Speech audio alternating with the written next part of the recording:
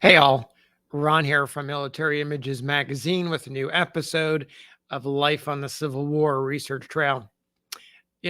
Perhaps no general and so enjoyed such faith and confidence by the government, the people, and the soldiers of the United States at the start of the Civil War than George Brinton McClellan.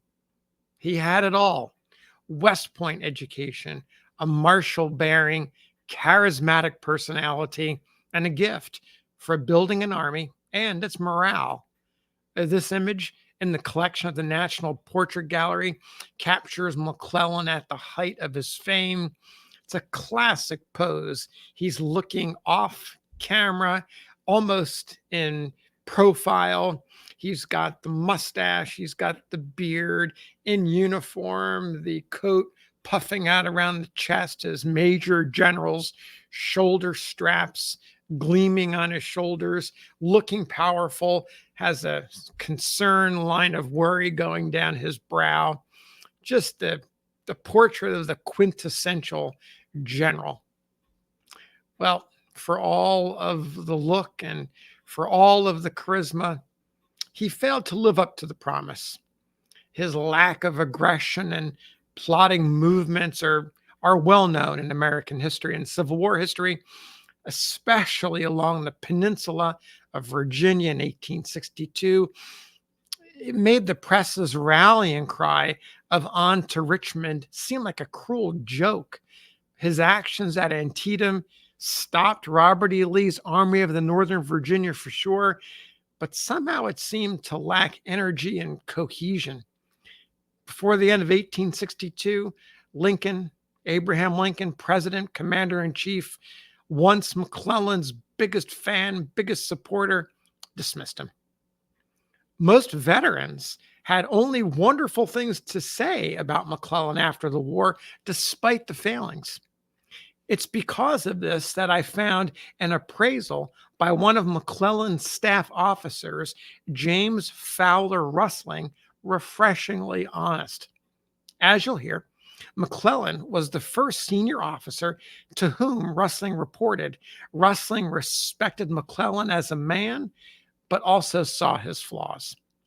Rusling shared his recollections in his 1899 book, Men and Things I Saw in Civil War Days. So let me read to you Rusling's remembrance. He starts like this: "As my commander, I saluted and honored him, and in many respects, he was indeed the beau ideal of a soldier. He certainly took hold of the green and awkward Army of the Potomac with intelligence and skill, and soon put new life and vigor into it. Our demoralized regiments and brigades were reorganized and divisioned. Our disorganized batteries were rehorsed and equipped and put to drill. Our forts were overhauled, and our line of defenses in Washington extended and strengthened. Though his headquarters were in a house in the heart of Washington, a military mistake, I always thought, yet he was in the saddle a portion of each day, and all parts of the army soon became familiar with his presence and person. His inspections and reviews were of weekly occurrence, and, notwithstanding current criticisms, were a constant and valuable school of drill and discipline to both officers and men. McClellan was then a moderate-sized man, apparently about 35 years of age, with a sharp, quick eye, a clear-cut nose, dark brown hair, mustache, and imperial. And he sat upon his handsome horse like a born centaur. His uniform and horse equipments were modest, his bearing was dignified and soldierly, and though his jaw and chin lacked massiveness and strength, yet, on the whole, it goes without saying, he made an excellent impression in all our camps. General McClellan was a brave man, a Christian gentleman, and an American of fine parts in many ways. I myself have seen him calm and erect and cheery in exposed positions amidst a very storm of shot and shell, while everybody else was seeking cover. McClellan was popular with the army as a whole down to the very last. His manners were simple and unaffected. He was always in uniform, but readily approachable. His personal life and character were beyond reproach. He read Latin and Greek well and spoke both French and Spanish like a native. He was a very connoisseur in art.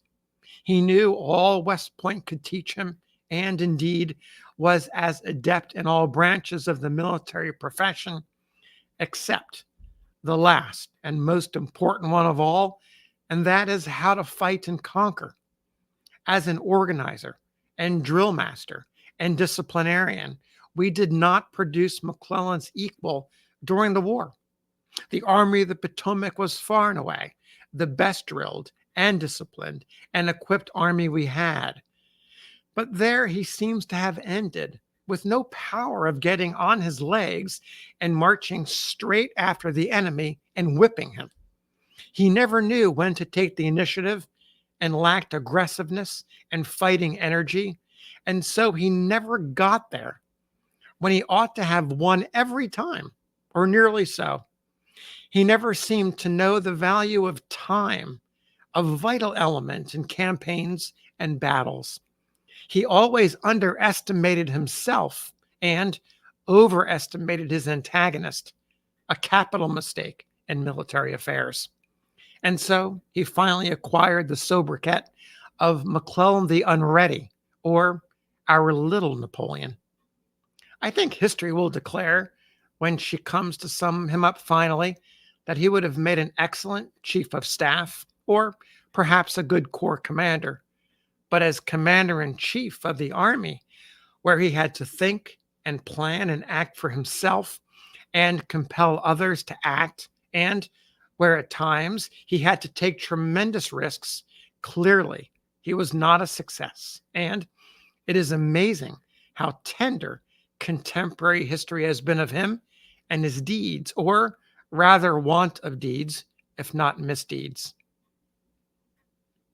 It's a good look at McClellan the man and McClellan the general. You students of the Civil War have heard many times of McClellan's slowness and lack of aggression, that engineer mentality, the need to dig in defensively rather than take the offense. But I think Rusling does a good job in separating the great qualities, the personal qualities, the leadership, the intelligence of McClellan from just that lack of urgency, that lack of appreciating time, and that willingness to get on his legs and march towards the enemy. So thanks for listening. We'll see you on the next episode of Life on the Civil War Research Trail.